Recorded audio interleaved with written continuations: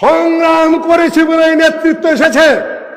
আবুল মনসুর আহমদের বাপ দাদা সংগ্রামী ছিলেন বলেই তিনি শিক্ষামন্ত্রী হয়েছিলেন, ক্যাবিনেট মন্ত্রী হয়েছিলেন, সরওয়ার্দী প্রধানমন্ত্রী ছিলেন।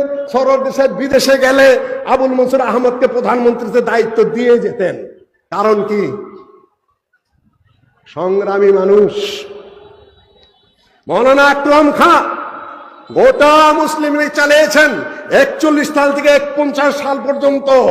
শেখ সাহেব তার কাছে একটা ছোকরা, সোজা কথা বলে শেখ সাহেব নিজে লিখেছেন অসমাপ্ত আত্মজীবনীতে। এই জায়গায় বক্তৃতা করেছিলাম, পিছন দিকটা কয়েকটা ছোকরা আমাকে বলে কেন বঙ্গবন্ধু বলা হলো না, কেন এই করা হলো না, সেই হলো বলা হলো না। আমি সেদিন বেশি কিছু বলি নেই তাদেরকে, ওই সময় বলেছিলাম। সময় উপস্থিতি মৌলানা আকরম খাঁ শেখ সাহেব নিজেই লিখেছেন।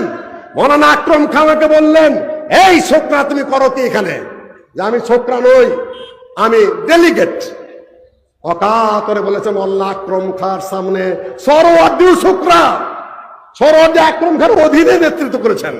এখন আকরম খান নাম কেউ নেয় না। আহলে হাদিসে তোমাদের জবাব কি? 41 থেকে 49 সাল পর্যন্ত গোটা পূর্ববঙ্গের মুসলিম লীগের যিনি সভাপতি হলেন, যার হাতে এই পূর্ব পাকিস্তান হলো, ওই রাজনৈতিক নেতৃবৃন্দ তার একটা নাম মনে না, একবার তার কথাটা পর্যন্ত উচ্চারণ করে না, তার নামে তো একটা গলিও নেই। কোথায় খালি সরওয়ার্দী ভাসানী, এখন বলতেছে ভাসানী প্রথম বাপ, শেখ সাহেব দ্বিতীয় বাপ, ছাত্র এখন তৃতীয় বাপ। মৌলানা আকরম খাঁ দাদা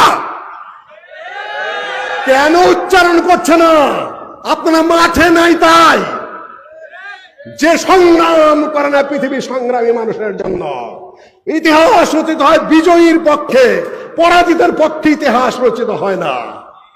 ছাত্ররা, যুবকেরা, আমি তোমাদের দৃষ্টি আকর্ষণ করে বলতে চাই, আজকে এই মাঠে, সকল মাঠে এত সাহসিকতা, এত কথা কেন বলি?